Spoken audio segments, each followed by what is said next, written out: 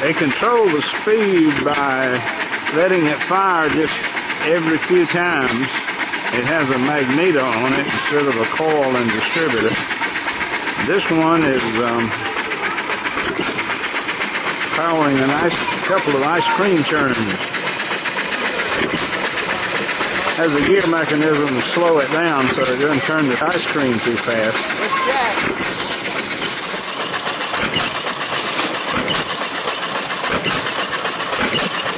You hear it trying to load up, Jack? Putting more ice in the ice cream.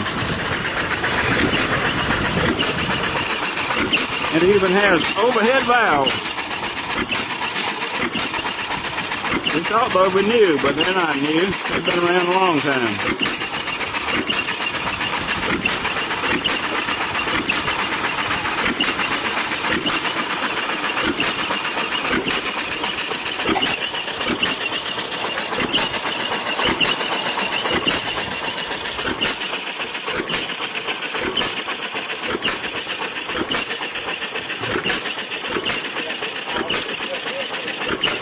This today is up at Jim and Nancy Wall's Easter egg hunt they have every year, just Saturday before Easter.